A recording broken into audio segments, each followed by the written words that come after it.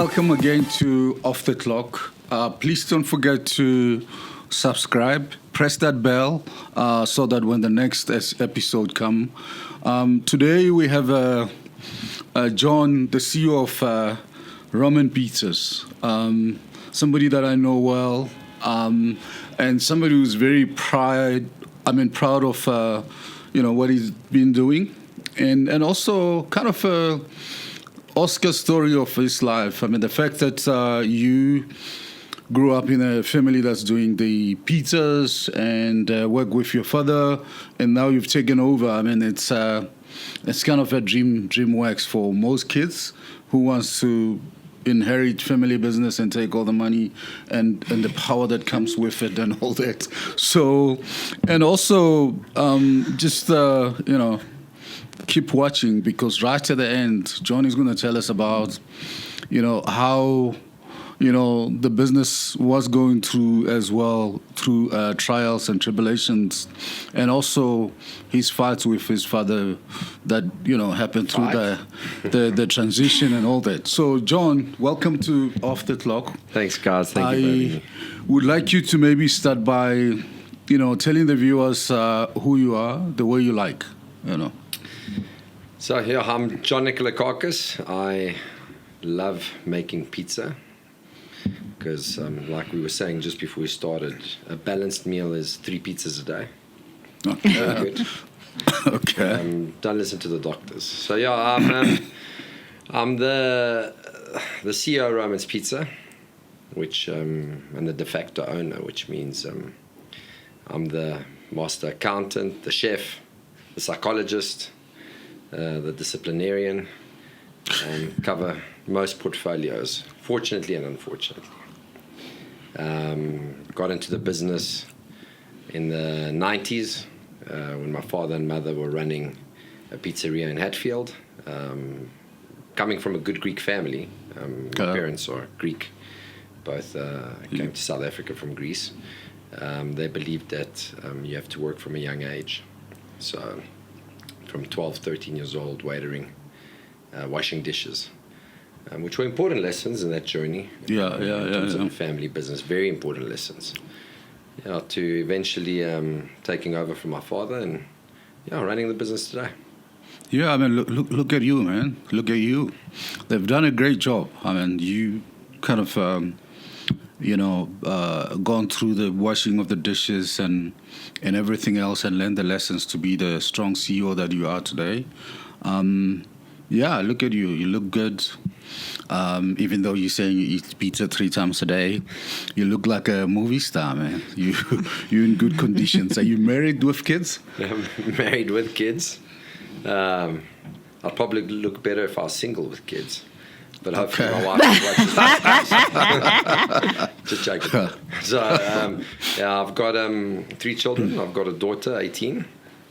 And then I've got 2 little boys, a 6-year-old and a 5-year-old. And I've been married to Lisa, my wife, since 2018. Okay. So some very interesting spacing of the kids there. I mean, what are you waiting for like 10 years? I mean... Different moms. Oh, okay. Yeah, different moms. Okay. But I'm blessed. I've got an awesome relationship with my children and with my ex and with my wife. So, it's all good. Okay. Worked out very well. Right. How did you meet your wife, man? So, the short version, I stalked her for 2 years on Instagram. Okay. That's a brief version. I saw her at a party 2 years before I actually had the courage to go and find her. She's from Johannesburg. I live in Pretoria. And I bought a new house, needed a kitchen.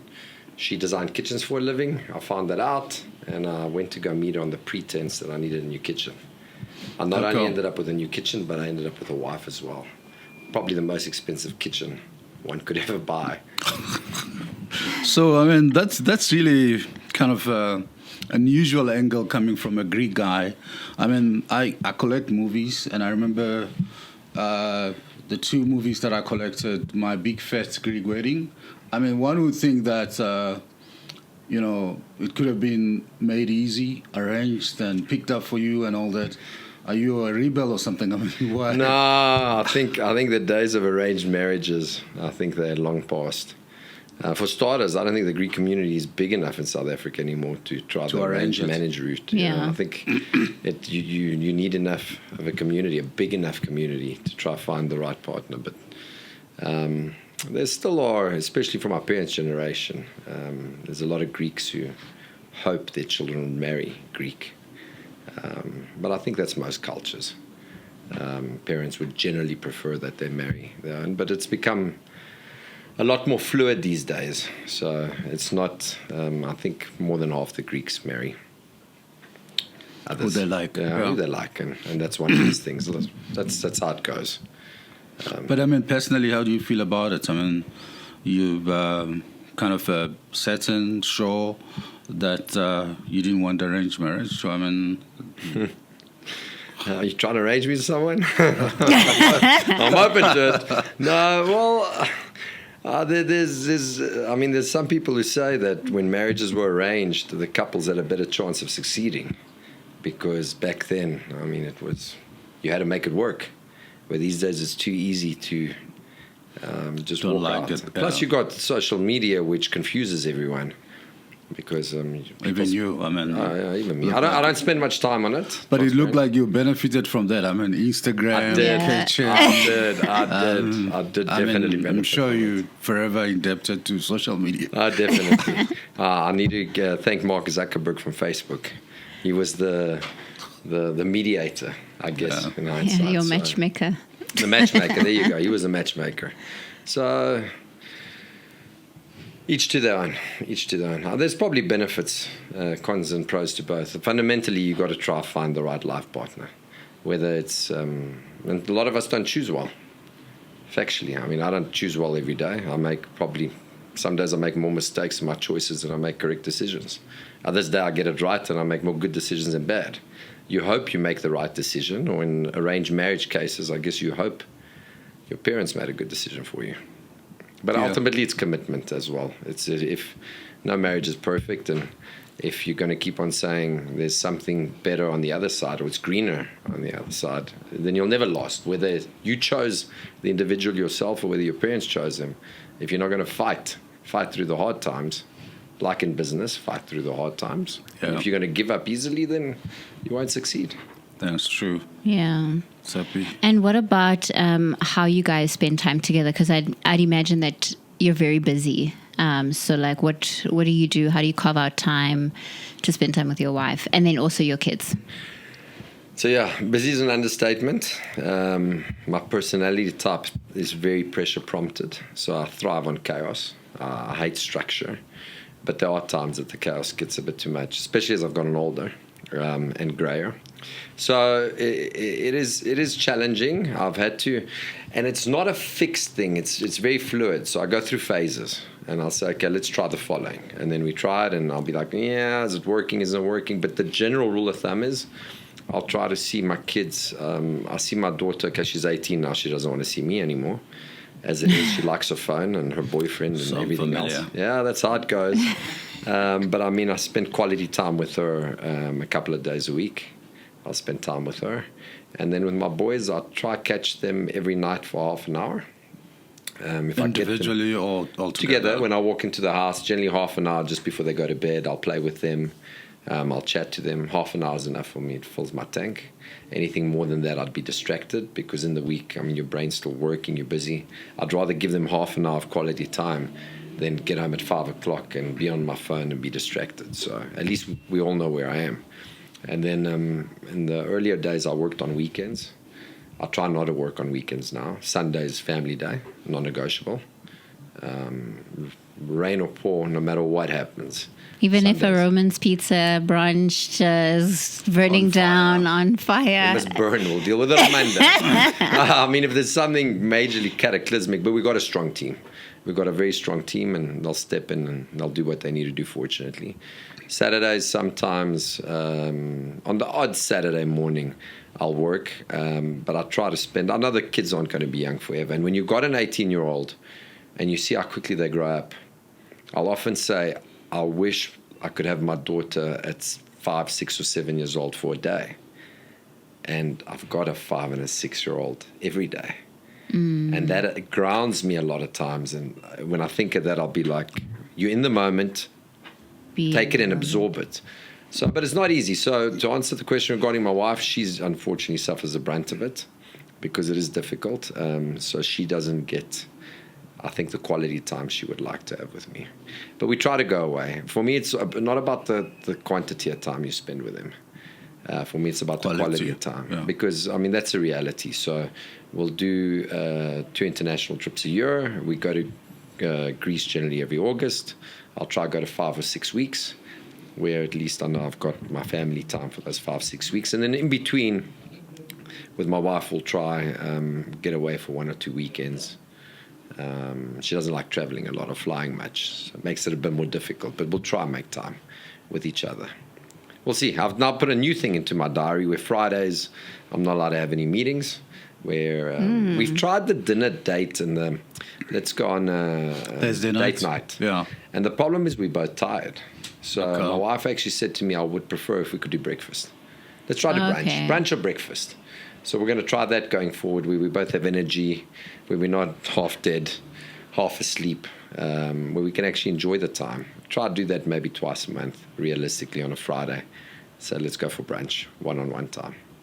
And how do you communicate those boundaries then? Or do you communicate those boundaries to your team? Because you were saying that, like with your kids, you give them a set 30 minutes. That means, or that sounds like it means that everyone knows to respect the 30 minutes, not to call you, not to, or for to not to expect you in that time.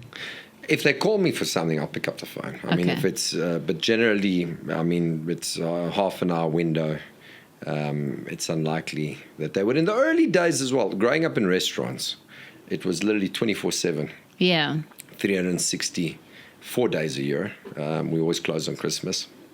My mother always said, if you guys ever open on Christmas, you're done. And my dad said, if you can't make money through the rest of the year, Christmas Day isn't going to save you anyway.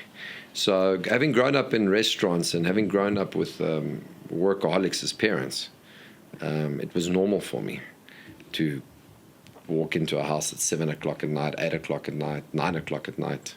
My wife, on the other hand, didn't grow up in a home like that. She grew up with an expectation of family having a dinner every night together. So meeting those expectations, because I think a lot of people are molded on what they're exposed to. Yeah. Unless it was traumatic, of course. Mine wasn't traumatic at all. Neither was my wife. So we would both have an expectation for our family lives to be based on what we were brought up with. And that is a challenge sometimes. But you adjust. You adjust in other ways.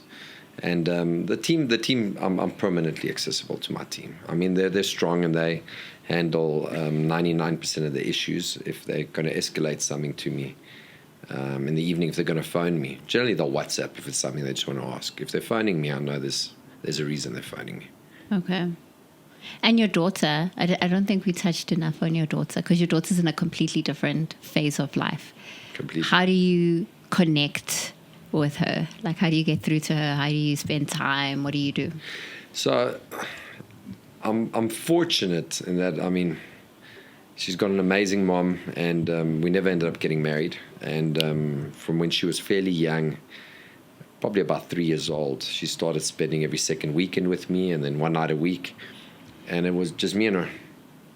And that allowed us to have, with no noise, non-negotiable. I knew I had her every Wednesday unless I moved it to a Tuesday or Thursday. It allowed us to build a very strong bond. In many ways, I say she actually got the best of me. Because, I mean, it was just me and her. On the weekends, every second weekend, it was just me and her.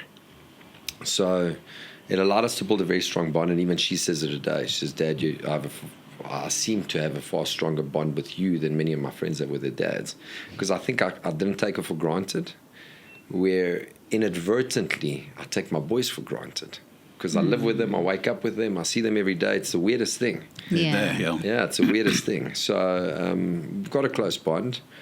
It's weird. It's weird when they grow up and they get boyfriends. And you're no longer the only man in their life. And you get jealous the first time she gets flowers and she smiles more than what she smiles at your flowers. It's a bit odd. But she's True story. true story. Yeah. Her mother was laughing the first time it happened about 1.5 years ago. I said, I was upset. She's like, she was killing herself. So, but I still spend every Wednesday night. She's by me. But just take us through that, because I saw a bit of body language change when you talk about her having a boyfriend. Just walk us through about what's gone through your mind, seeing that challenge of some sort of separation anxiety, undivided attention going away. Can you share? Yeah, of course I can. I mean, initially it's awkward when they tell you, and you can see they get giggly. Valentina's now she's got a fairly serious boyfriend. The previous one they called them boyfriends, but whatever they were. Whatever it was, I don't know, they'd message each other or Snapchat each other, whatever it was. Well, that's what I think anyway, maybe I'm wrong.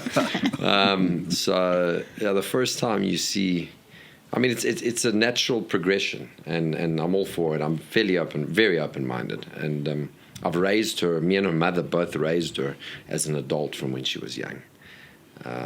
Not the biggest disciplinarians, but I've believed in have open communication with your children. So yeah, it's weird. It's weird when your baby girl, for the first time, you see that she gets all excited for another man. Obviously, you'll get slightly jealous. And then when she really does fall for another man, it's like, ooh. Yeah. Sorry. I'm happy for her, though. But it happens. It's life. And you want them to be happy, and you want them to find their way, and you want them to live their lives for their full potential. That's what I tell her. Live your life. Life's too short. Live it. Sorry, man. Don't happen with the boys. That's good. Is the boyfriend Greek? No, he's not. He's not. Okay. That's why you're seeing the funny body language. No, he's a good kid, man. He's actually a very nice guy. He's a good family, nice guy, good values. And that's the most important. And even then, if she's going to get married one day or my kids are going to get married, I want them to be happy. I'm not dictatorial. It's their life. It's not mine. Well, that's how I was raised. My dad said, it's your life. You choose. He did say, no matter what you marry, make sure my grandchildren speak Greek. I don't care what race, religion, etc. you marry, as long as my grandchildren. He's a very proud Greek. He says, outside of that, whoever you fall in love with is your choice. And that's a small condition, Greg. That's the sole condition. And my grandchildren must do Greek dancing. He's a proud Greek. Proud. So he wants the culture to be embedded in his grandchildren, which is understandable. To stay, yeah. So let's get a little bit more serious about, you, John, how you grew up, under the leadership of your father in the business. Are you the only child? No, I've got a daughter. A sister. She's a 1.5 years older than me. So no competition for you. I mean, you just, No competition. Everything. We get on very well. She's a shareholder in the business. It is a family business, but she's a, what do they call them today? It's no longer a housewife. It's a home executive. Yeah, so that's it. She's a home executive. So that's what she does. But yeah, we get on well. I mean, it is a family business, so it wasn't founded by me. I do have my own businesses outside of Romans that are wholly owned by myself. But it was started by my parents, and as such, I never had a right to it. So if I had a right to it, and so did my sister. Did you always see yourself in the family business? No. Okay. So having grown up being a waiter, and eventually I wasn't allowed a waiter, I had to be a manager. That was the varsity days, which I was very upset about because I made far more money as a waiter than I did as a manager. My dad said, no, you're going to manage. I said, I'll never do this, ever. I want to go into finance. I'm going to go trade in New York, Wall Street, or London. So I went to university, I studied, I got a CFA, and then I worked for a German bank, Commerzbank, as a currency trader. I traded the rand, we were market makers. And then 9/11 happened. And I was supposed to transfer to the London desk. That wasn't going to happen. And my dad was going to sell the business at the same time. So I just looked at the world and I said, okay, I'm going to end up trading in Johannesburg, which is not what I want. I want to go to New York or London. And I had a really, really, really aggressive boss.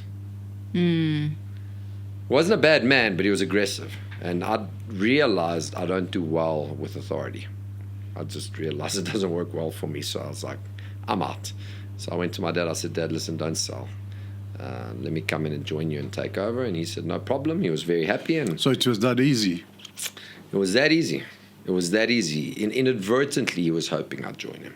I think every bad dad does. Like every dad hopes their son will.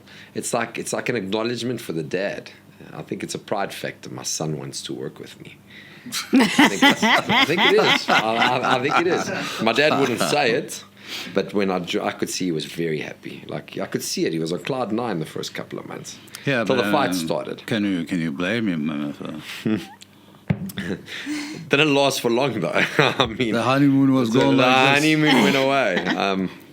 When I joined the business, my dad was he's an incredible entrepreneur. He's a perfectionist like you've never seen, but wasn't really interested in scaling the business. We had 28 stores, 6 very busy corporate stores, and the balance of franchises were mostly his friends. And no infrastructure. He had a warehouse, he had a distribution business, he had a distribution manager, a secretary, and an invoicing lady. That was the infrastructure at the office. So when I joined him, I'm like, what are we going to do now? He's like, do whatever you want. So I started selling stores fairly aggressively. And I found my first deal. I was so proud. I got a check for 10,000 Rand for a joining fee for a franchise. And my dad said, okay, great, let me meet this gentleman. So he meets him, and when he met him, he's like, not the guy. My dad was a fantastic judge of character. I was like, what does my dad know? What does he know? This guy, I mean, look at him. He's a great guy. I'm like, Dad, don't be so negative. He's like, John, I'm telling you, this guy's a con artist. Well, lo and behold, he ended up being a con artist. So I learned quite quickly, and that's generally how we went for quite a few years. But he gave me a lot of free rein. My father was about the principles. If I lost 2-3 million Rand on a venture, I'm not saying he was happy, but he'd say as long as you learn from it. But if he picked up that one of our stores was buying one loaf of bread too many for staff meals, he used to lose his marbles. And I used to be like, but Dad, what's the problem? It's one loaf of bread too many. What is it, 10 Rand a day? What's the problem? He's like, no, but if you let this slide, everything else will fall apart. It's different when you lose money by taking a risk. Yeah. To not following basic business principles every day, which is managing the disciplines, which were important lessons. So my dad is my mentor. My dad is my number one teacher. He is the one I learned from a young age. I mean, from 6, 7, 8 years old, school holidays, I used to go take drives into the countryside. I was always interested in business. I loved business from a very young age. And I think that played a very significant role in my life in being exposed to an entrepreneurial family. It's very different to growing up in a home of maybe parents who work for government, hypothetically. I think you learn a lot more about business if you're exposed to it. And I was fortunate in that way, so I'm blessed. Some very romantic story, easy. Everybody wants to be like that type of a story. Tell me about the name Romance Pizza. Has the name always been the same? Where did this name originate? I mean, romance is like, very, hierarchical. I mean, it sounds like it's very high, the romance, Tell us a little bit about the name. So my dad bought a Pizza Hut in 1992. In 1993, he defranchised and he called it Little Caesars. Okay. Which is based off, not based, but we'd lived in America for a while. He thought it was a nice name. So there's a Caesar's pizza brand. There's a pizza brand in America, and they're very big. They're the 4th biggest in America today, called Little Caesars Pizza. Okay. So we called it Little Caesars, and there was an issue with the trademark registration. They reapplied in 1999 when it was gazetted. By then, South Africa was on the global map. All the big corporates had lawyers representing them in South Africa. Caesar's Palace, Emperor's Casino today, used to be called Caesar's Palace. Yeah. Caesar's Palace and Little Caesars issued a joint application objecting to our name registration. So my dad went up and down, What do you mean up and down? With Opposing it with the lawyers? No, with the advocate trying to debate, what do we do, what do we do, what do we do? That was early 2000, give or take. Yeah. And the advocate at the time said, 60% chance you win, we win. He says, but this could take 3 to 5 years. And how are you going to sell a franchise if your name is potentially in dispute? How do you sell a franchise? And if you lose, the Americans' legal fees will bankrupt you. So this time now was at the same time 9/11 happened. And my dad had decided to sell the brand, but he had to convert the name. So he'd accepted, okay, we're going to change the name. And that's when we had the discussion. I said, Dad, let me come and help you take over and let's rebrand. So the family sat one day around a dinner table, and I can't remember, it might have been my sister. We're like, what are we going to call it? The logo was ours. The recipes were ours. Everything was ours. It was just a name that had to change. So I think my sister said, but Caesar was a Roman. My dad was obviously, let's call it Spartans. I'm like, Dad, we ain't calling it Spartans, Dad. I mean, we even had the pillars, those Greek Doric or Ionian pillars in our original stores, in the first stores, very Greek. Just like my big fake Greek wedding. I was like, we ain't calling it Spartans. Are you serious? And I think my sister said Romans. And we were like, it's simple, to the point. Caesar was a Roman. There's still a bit of an association there. Romans. Yeah. And rebranded all 28 stores, paid for their signage, and became Romans. Oh, okay. And how did people receive the rebrand? Was that a transition? Was like, how did that go? So we did a really cool marketing campaign. I think it was the first marketing campaign we'd ever done as a brand. So prior to that, my dad spent very little on marketing. This was your influence on him? I think it was partially my influence, and he knew that it was a risk. I mean, changing a name was a very big thing. You need to spend some money to evolve. Need to spend money. So we got a really clever ad agency who came up with posters that said we're too cheap to keep our name, and taglines like that. But the market, there were a lot of rumors. We went bankrupt. We sold out. You're back. I mean, a lot of people came up with their own conclusions. The crazy part is this. For about 3 years later, after we rebranded, 3 years on, I'd still be phoning landlords looking for sites. And they're like, where are you phoning from? I'd say, Roman's Pizza. Like, who's Romans? I'll be like, Little Caesars. Like, oh, we know Little Caesars. We spent more money in the first year as Romans than my father had spent in the prior 8 years on marketing. We probably spent 6 or 7x over that 3 year period of marketing. Yet there were a lot of people in Gauteng, only Gauteng now, who'd still never heard of Roman's Pizza. So the power of a brand, for me, that showcased the power of a brand without him having done any marketing, which was very interesting. But I mean, what's your kind of attitude towards branding, marketing, spending money now than then? We're fortunate because as a franchise, we collect a percentage of revenue. So we collect 4% of our franchisees' income comes into a marketing fund. That's a separate marketing fund. And the team's target is to blow the money. Because if they don't, we pay tax on it. We run at a profit. We don't want the fund to run at a profit. So they'll try to balance their income with expenditure as close as they can. So it's not very discretionary. It's discretionary how you spend it, but you got to spend it. Where with most companies, especially when times are a bit tougher, coming out of COVID, what's the first thing companies do? They cut back on marketing, which I think is counterintuitive. With us, we have to spend what's in the marketing fund. I think I need to meet your marketing guys. They spend it on off that log, or take them to places that they've never been. So I'll connect with them after this. with pleasure. If they're struggling to blow it. So marketing's critical. I mean, marketing is, you got to back it up. I mean, there's Chick-fil-A is the number one QSR brand in the world in revenue per outlet, but by exponentially. They do 3x on average what a McDonald's does. And they only spend 2% of revenues on marketing. They put the balance of the money they spend on customer experience and customer service. So it depends how you view yourself as a brand. If you're able to deliver an incredible product and incredible service daily, word of mouth becomes more powerful than TV ads. If you're not able to do that, TV ads are still important. And for us, TV ads are still important. Okay. So just moving on, I kind of look at guys like you. I was also blue chip type CEO, which is different to what you're doing because you kind of your own boss. Used to have bosses all my life, which is not nice. Your boss is your family, your father, living to that kind of vision for the family. But at the same time, it's not like you're cruising, right? How many stores do you have today? 267.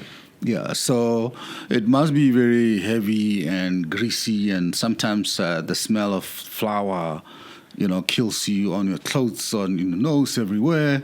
At the end of a very industrious day, how many hours of sleep do you do? I do about 6 to 7, and I'm happy with that. But how well do you sleep, and how many hours? I sleep very well, which I'm fortunate, especially I probably have ADD or I'm hyper. And for a brain that keeps on working, like most A-type personalities, I fall asleep within 30 seconds. On the odd occasion, once a year that I don't, then I can't fall asleep. But that's very seldom. And when I sleep, I'm out, which I'm very, very, very grateful for. So I nearly burnt out at 25, 26 years old. I had a huge panic attack. I was partying way too much. I had a lot of stress. I was working very hard, and I didn't realize what had happened to me. And what I realized afterwards was, besides cutting back on stimulants, coffee and smoked drinking and everything else, sleep is the most important thing. It really is. It's the most important thing. And I'll sleep. And if I sleep at least 6 to 7 hours a night. And if I've had a really rough week, I'll try to catch up on a week, and I'll try to go 8 hours. That's about the max. I wish I could sleep 10, but there's no way. And I've got toddlers at home, which are going to drag me out of bed whether I like it or not. So sleep is critical. Sleep is vital. There's a lot of other things that said diet, exercise, etc., etc. But for me, sleep is. And I'm fortunate that I can drink a double espresso and go straight to sleep. Yeah, I think you're just more like me. Just, in terms of other challenges around the business, up until now, it sounds like things have gone so well. According to the script, I want to grow Not up. At all. Anything you want to share about those pizza flying fights in the restaurants? So you mentioned the growing up with a spoon in your mouth, taking over the family business, and golden spoon, silver spoon. Golden spoon, silver spoon. It's a double-edged sword. Transparently, it's a double-edged sword. As much as I'm grateful for my dad being my mentor and having been given the opportunity, it's difficult because it especially with two alpha males, you're going to have massive conflict. And the problem is when you're going through a rough patch, the whole family pays for it. It's not just two of you.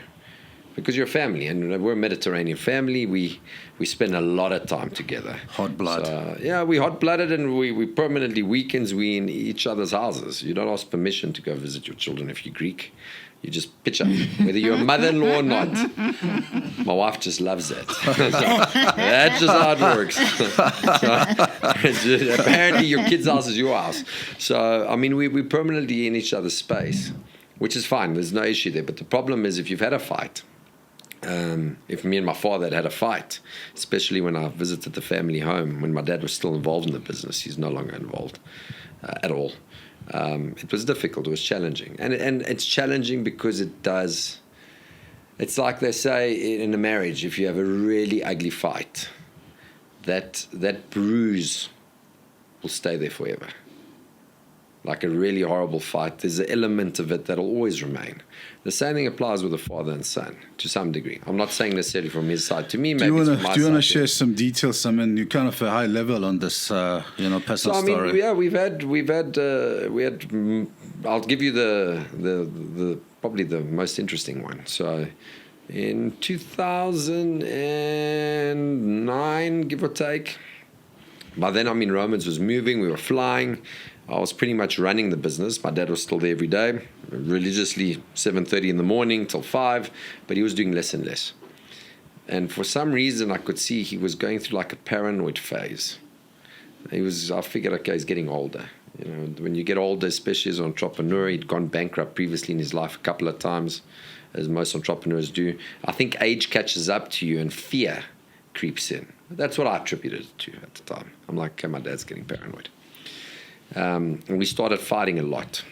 So February 2009, 2010, 2010, I think, February 2010, somewhere there, I'd had enough. I mean, I couldn't. He was all over me, and he's a very difficult man, and my father was difficult. I was on a trip to Port Elizabeth. I'd had a fight about some employee with him. I said to him, we'll resolve this when I'm back. I walked straight back into the office the following day. I said to him, come, let's sit in the boardroom. Came into the boardroom, and I said to him, this isn't working. We're on different galaxies. So he says, but John, let's try and make it work. I said, no, Dad, this isn't working. He says, so what are you saying? I said, it's me or you. He looked at me and said, well, it ain't me, brother. So, because I was like, there's no way my father will be able to run this business. It's outgrown his capabilities. He doesn't know what goes on day to day. There's no way that he will call my bluff. He called my bluff. He said to me straight, he said, I don't know, one of us is walking, it ain't me. So I was like, okay, fine, then stuff you too. And I walked. That was it. I was out of there. I said, I'm gone. For about a month. That sounds very impulsive. Yeah, of course it's impulsive. Okay. Hot-headed. Okay. If you Google my name, you'll see I probably have too many impulsive things I've done in my life. But anyway, be that as it may. Thereafter, my father phoned me for about 5 weeks. He's like, John, please, let's try to find a way. I'm like, Dad. And I tried to get through to him, but I felt like I couldn't explain to him what the challenge was. So he's like, okay, fine, it's fine. We finished. You carry on with your life. You got your own businesses. You got your own shops. I had a lot of stores of my own. He says, go do your own thing. What stores? Roman stores. I had Roman stores. I had an ad agency. I think I had a burger business at that time. I had a shoe business at that time. But sound Greek now. Oh, man. It all sounds glamorous. All money pits. I've got a wall of failures. It's a very expensive wall. So, so I was out the business for about a year and a half. Oh, that long? A year and a half. And then eventually my father employed a COO, but that didn't work out. And eventually I went back to him and I said, Dad, please, let's resolve this. And he said, yes, come back in. I'm ready to step out. And we called it was our 20th year birthday party. We did a conference for our franchisees where my father actually said to me, I'm handing over to you. He told everybody? Yeah, he formally declared it. And he actually played ball till 2017. Where he'd still come into the office for an hour a day, 2 hours a day. He'd come sit in my office. Prior to that, he'd sit in my office. And I was young, I was arrogant, I was hot-headed. I didn't give him the time of day. He used to irritate me. I used to spin on my chair while he spoke to me. Very disrespectful. Oh, really? Yeah. But after post-2013, he used to come sit in my office because he just wanted to be part of. He wanted to be included. And, I mean, it was his business. Let's not forget that. But he wanted to be included. It wasn't a trust thing. He wasn't involved operationally at that point anymore.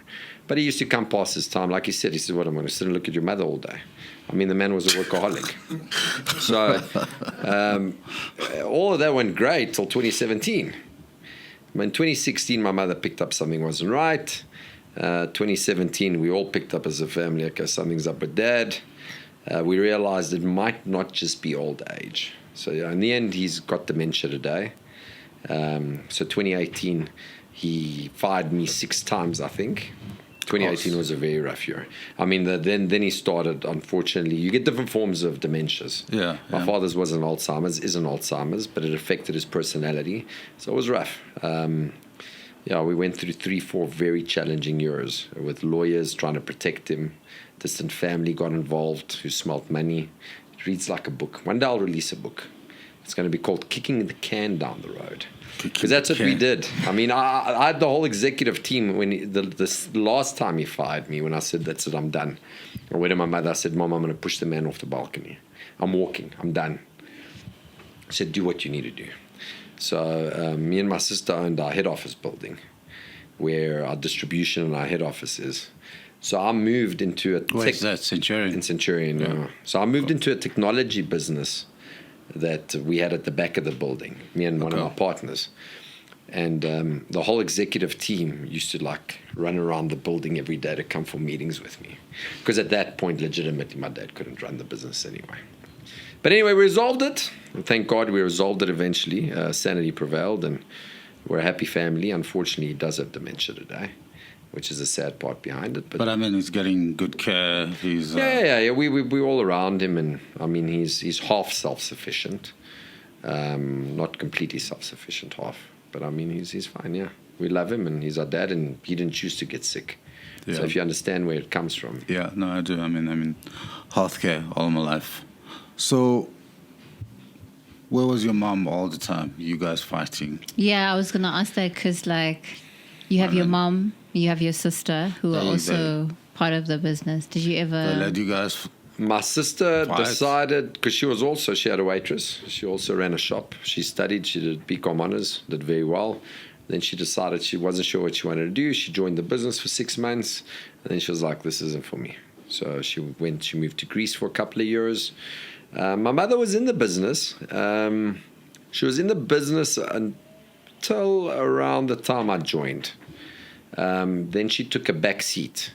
She was still involved with recipes, our central kitchen, a lot of our recipes. If there were quality issues, let's call it the quality controller, the chef in the family.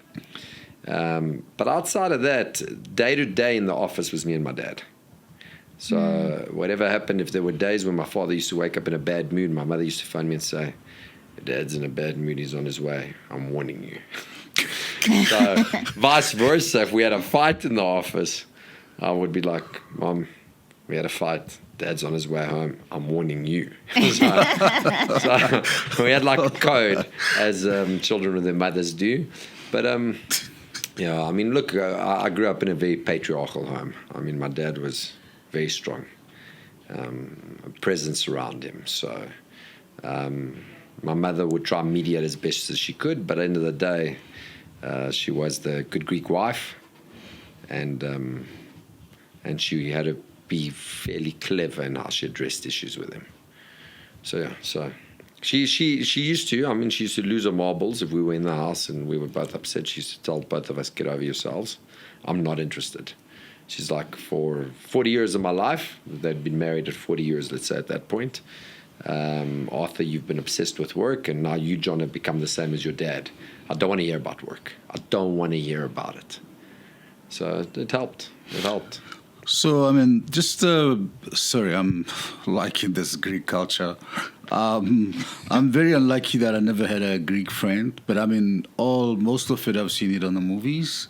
And you just mentioned that, kind of a Greek family, it's a free reign. If your children have a home, you visit anytime, you don't want them, you open the fridge, you start eating stuff. Just unpack that for us. Yeah, it's your wife Greek? No, my wife's Greek. Okay. I mean, All to right. give you an example, the estate we live in, my sister lives in the same estate. My mother lives in the same estate.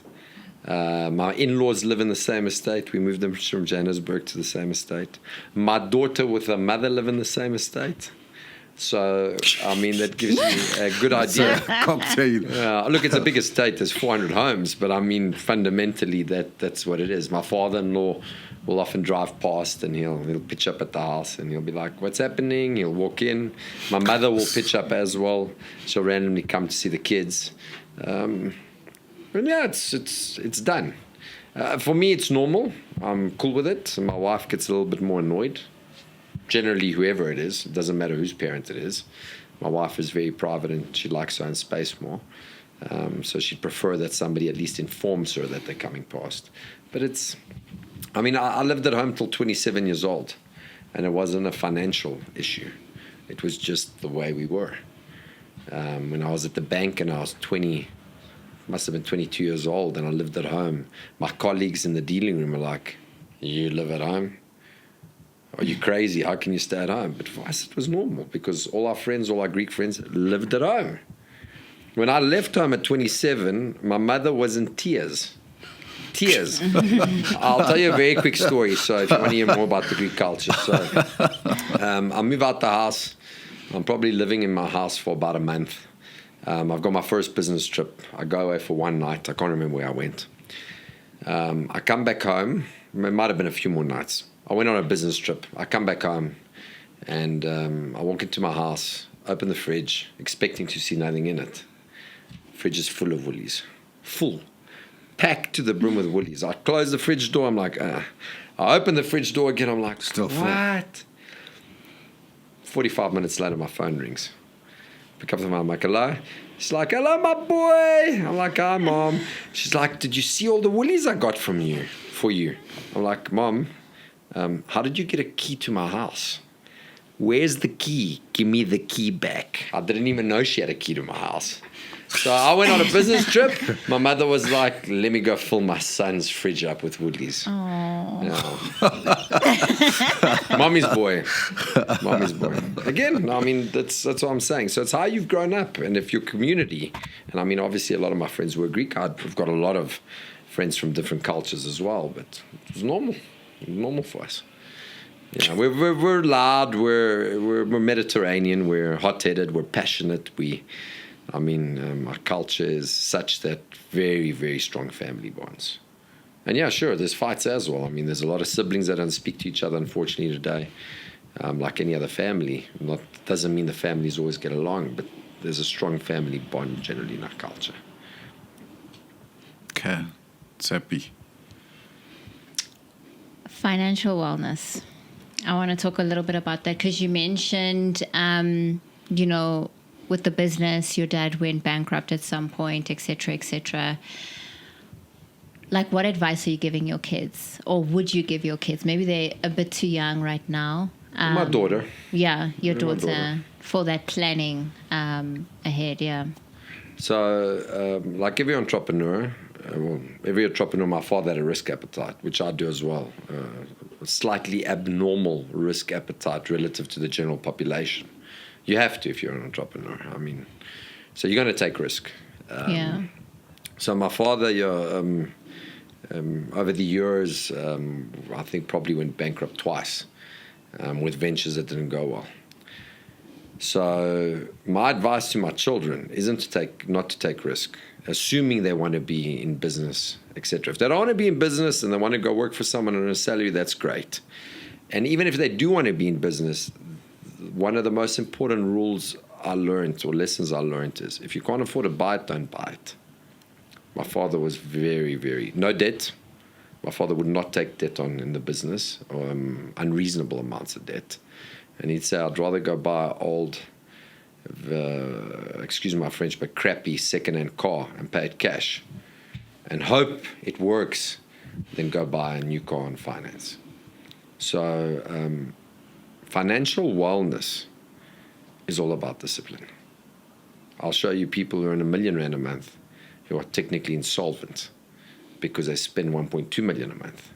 And I'll show you people who are in 50,000 Rand a month who are managing to save monthly. So it's about discipline. It's about not living for today. Because, knock on wood, the odds are you're going to live to an old age. And it's about planning for the future. The years go quickly. The years go very quickly. I regret that I didn't buy property a lot sooner. But property, who wants to buy property? 10 years to pay something off. I mean, when you're 22, 23 years old, what could be more boring? It was far more fun trading on the stock market and losing my money every day. So financial wellness is about, if you don't understand finance, find a friend who does, not a financial advisor, because a financial advisor has hidden incentives, in my opinion. Find a friend. Everybody's got a friend who has a basic understanding of finance, who can teach you the basics about balancing a budget and not getting into debt, not getting into an unreasonable amount of debt. And I think that makes a big difference. People just don't plan enough for the future. They want to live for today. They want a Louis Vuitton bag or Gucci or Dior, and they'll swipe. My shoe business, they'll swipe with 12-month installments for a pair of shoes. It's just it's not going to work out. I hope they're good It's shoes. not going to work out. I mean, it's a ticking time bomb. No matter what you earn, this ain't happening. I mean, that's what I'm saying. Just learn to sacrifice. I mean, I've got two friends. One of them really grew up no money, very clever, did very, very well at university, had the most beat up red inheritance of a vehicle you've ever seen in your life. Went into finance. 9 years later, bought a Porsche. Got another friend, grew up with some money, exposed to business, had a new BMW every 2 years. Dreams of a Porsche. Never going to get a Porsche. The one who sacrificed, got the Porsche, bought a cash. The other one, he just keeps on trading in cars, saying that, but it's not costing him anything when it's costing him a fortune. Just have discipline. Sacrifice a little bit for tomorrow. That's my best advice. And if you can't afford something, don't buy it. Don't buy it. Eventually, you will be able to afford it. And even when you can afford it, they said one of the number one indicators, or one of the number one character traits of billionaires, self-made billionaires, is the ability to forego pleasure. So I set a target. I achieve my target. When I achieve my target, I'm going to buy X. But once I've gotten there, I'm not buying X. I'll move my target again. Okay. So, I mean, it sounds like you're very involved in many businesses and all that. But, I mean, the big one is the Romans. If you had a magic wand, to grow the business, triple it, what would that be? What is the magic wand to triple the business? Is that Yeah, or just grow it. I mean, you probably have a... Or what is my aspiration or my dream? Yes. So, when I was younger, it was about store numbers. It was more about ego. Okay. Now, as I've gotten older, there's nothing chasing me. I'm not chasing the market as much. It's more about prudent, strategic growth. So I'll give you a simple example. It's no longer about store numbers. It's about healthy stores, number of healthy stores. So whether we open 15 or whether we open 100, it's irrelevant to me. What's more important to me is are all our stores... The health of the business. Are all of them profitable? Or all of them above the breadline? But I think we can grow. We've gone through a part of this journey. I ran the company. The company ran through me till about 2017, 2018. And I eventually became the cog in the wheel. We were completely siloed. Every exec, every staff member used to get approval, permission, ideas from me with constant interaction. I never had a management meeting. I hate structure.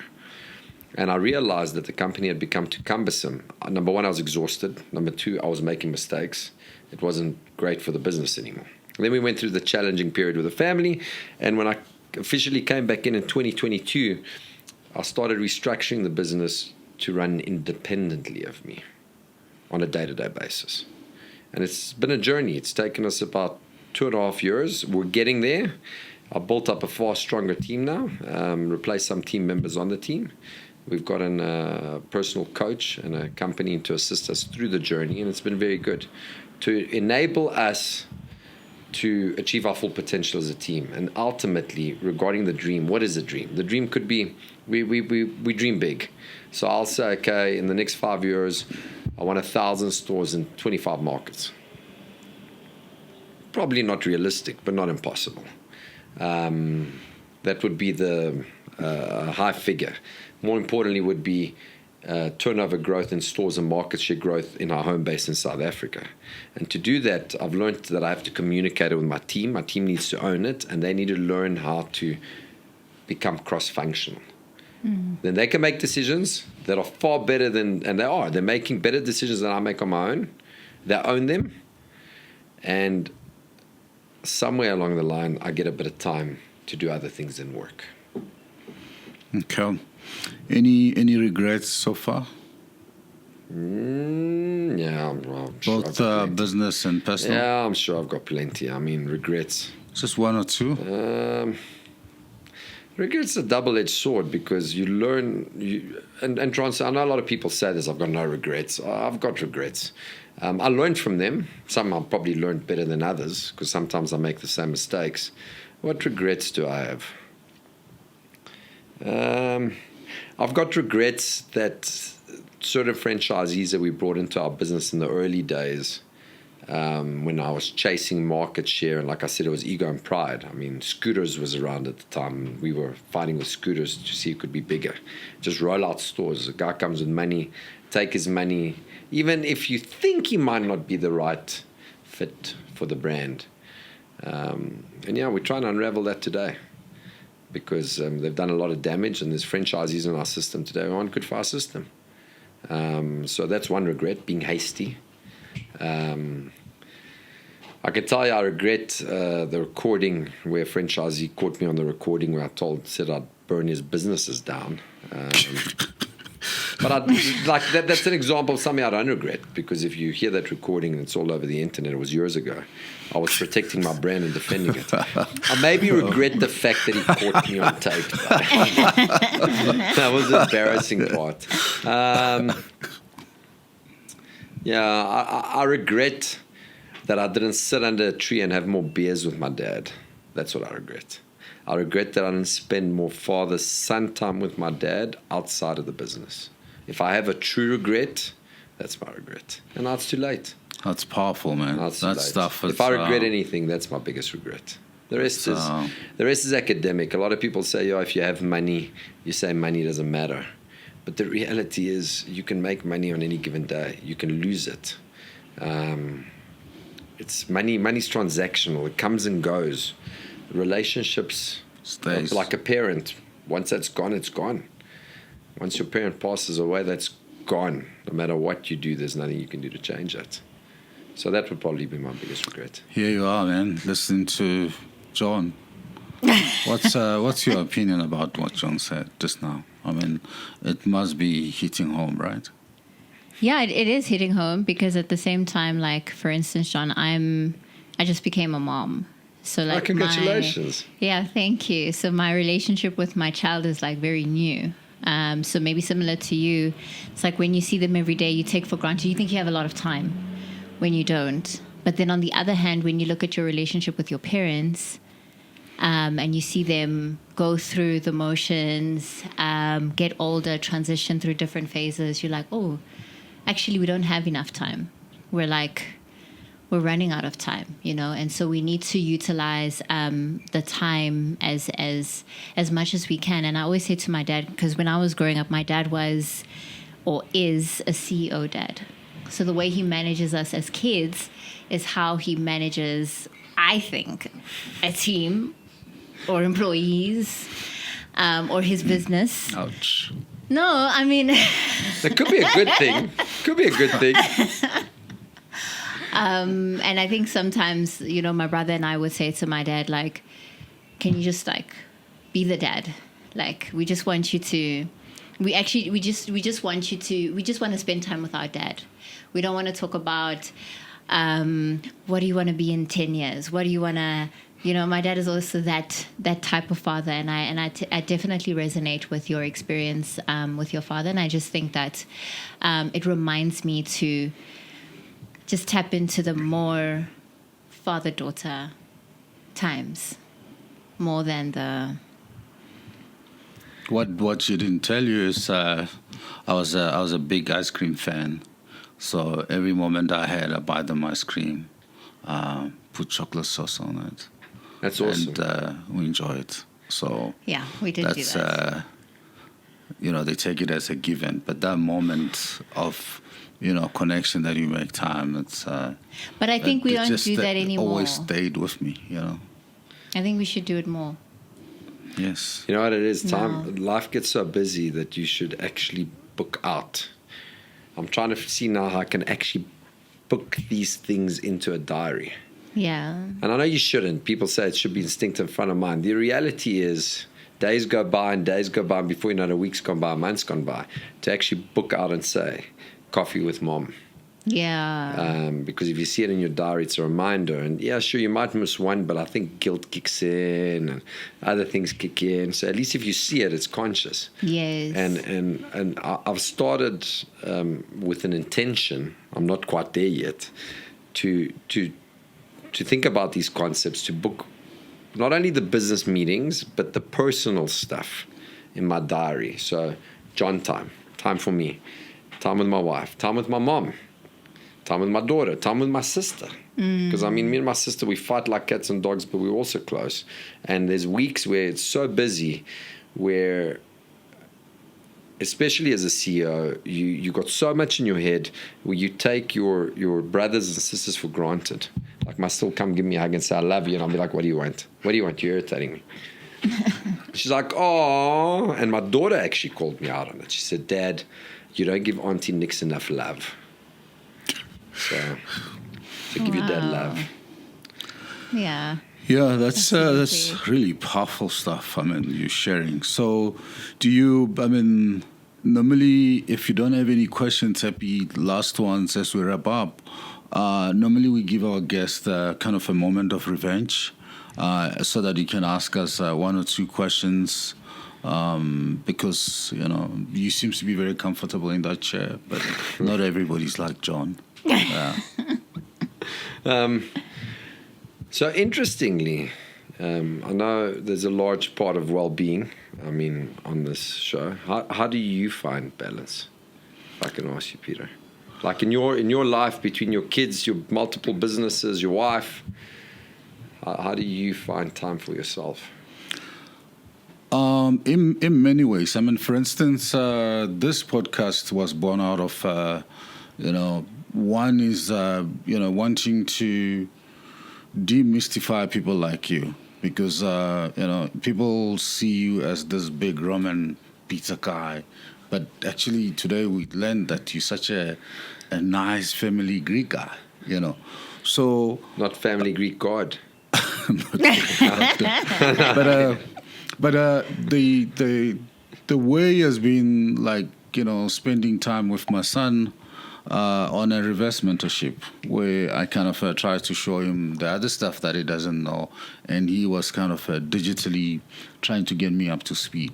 So that is the balance. And having a podcast like this forces a little bit of that balance. This is not work. It's for us. It's like doing what we like, but obviously with an impact, So I try to, spend time with her individually, with my son, with my wife individually as a balance. But also I gravitate a lot into my hobbies and things like I collecting movies that I like, collecting wines and trying some of them on my own or sharing with friends. And just doing stuff that I like. So I think over time, I've gone very selfish. We started this podcast about a year and a half ago. Still kind of a heavy, busy CEO. But I just said, Fridays afternoon is podcast time. Come rain. We've been in the studio when it was raining and the weather wasn't great with jackets. But that's like, we go off the clock. That's been kind of being very deliberate about doing what I like as opposed to just work, or other stuff, just going with the flow. I determine the flow. How come all three of you ended up on the podcast? Like, how did that go down? How did the conversation go? So my vision is this. I started with my son, and the discussion is coming up into dinner table, at home, and obviously, they're very close. Probably maybe like you and your sister. Having a brother or a sister, you don't have anybody else to fight against the parents. It's just them and against us. So then she started like feeling very left out and jealous and saying, I want in. I got a feeling you got a different take on this story. That's why I said disclaimer, my version of the story. I think, so my version of this, okay, sorry, were you done? I'm done. Okay. Yeah. I think my version of the story is I think my father wanted me to be a part of the podcast. But how did, I just want to understand how that went down. So did he like nudge you, or did he tell your brother to come and tell you, or? No. He nudged me. I think they had a conversation between themselves to say. And you were happy. You said, yeah, it's like, okay, cool. I think it's we awesome. actually how it started was we did an interview of my dad. We did like a special episode where we as his kids would interview him, and I think born out of that, we then started to integrate me into the off the clock system. That's awesome. Yeah. I think it's really cool. It's special. I guarantee it's special for your dad. Yeah. So I mean to have this with the two of you. So that's awesome. And also, I mean, the kind of the upside is, if my busy son is not available, she'll be available to interview with me. So I've got a leverage. So you guys have done many interviews. My last question is, you've done many interviews. I mean, apparently more than 50 CEOs sitting in this chair. What stood out for either one of you or both of you individually as your one biggest takeaway from listening to a CEO answer whatever questions there may have been? Maybe it's wellness, financial, a story, like any simple thing that you said, wow, that was pretty cool, that sat with you over time. You want to go first? I'm still figuring it out. Okay. No, it's not an easy question. Yeah, it's not an easy question. And it's hard to think of one thing. I think... or a general trend between them, if it wasn't one thing specific, Yeah. a general trend that you picked up on that was either something you would want to watch out for in your career, a general trend amongst the people who've sat in this chair before me, or something that you thought that was pretty cool, that was a common trait, which sat with you. I think the trend that I've observed, and it's maybe like a very obvious trend, but it's the fact that they're people at the end of the day. I think we put a lot of weight on the title CEO and on that person, and we think that, they do like some supernatural stuff to be where they are, to know what they know, and at the end of the day, they're people, and they have like people things that affect them. You know what I mean? Like the same, everybody else. The same problems, the same like nuances that you have at home with your families. Like you were talking about, your in-laws coming in. It's just it's the stuff that we deal with as like the guys on the ground. It's the same, and so it just makes us feel like it's possible to also be a CEO. And I think that that's just the gift of off the clock. It's just that possibility of also one day feeling like you can actually be there. Yeah. For me, it's been the personal stories. You may all be CEOs or leaders, but they just vary. Like how people are grounded by where they come from. It's just, no one person is the same as that. It's like a DNA of each one of the people that we interview here. The other is, for me, is the whole question around the sleep. How people decompress, switch off. We've had a number of people who we're lucky enough for them to admit that they don't sleep. Some people refuse to take sleeping pills. Some remember we interviewed one doctor with my son, and he said, look, I just watch my husband, sleeps like a baby. Hit the pillow, is gone. Meanwhile, I can't sleep. And I feel like he's leaving me alone. But because I'm a doctor, I just take a sleeping pill, I'm gone. So it's been just so fun for me to kind of spotlight on issues that I thought they were superficial but so deep. Not actually. And I asked a lot of questions about how people connect to their partners and how they sleep, and I see that trend, I think, growing. But also, we didn't ask you about if you literally, live on pizza every day. We were we were interviewing the CEO of KFC, and she said streetwise to every night at home. So I was like, whereas I look at you looking good. Looks like you're eating Norwegian salmon, with vegetables every day, and drinking whiskey and sitting in the jacuzzi and smoke cigar and say good night. Very nice. I like that image. So it's funny. It's one of the first questions people ask me when they see me. They're like, "Do you eat pizza every day?"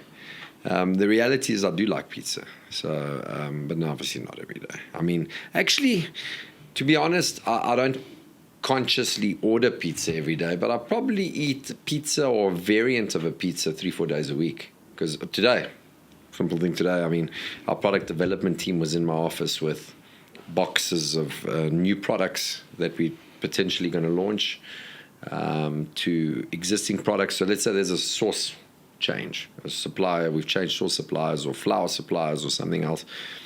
Sometimes they do, sometimes they don't. But a lot of times I'll run and they'll be like, John, what do you think? You happy?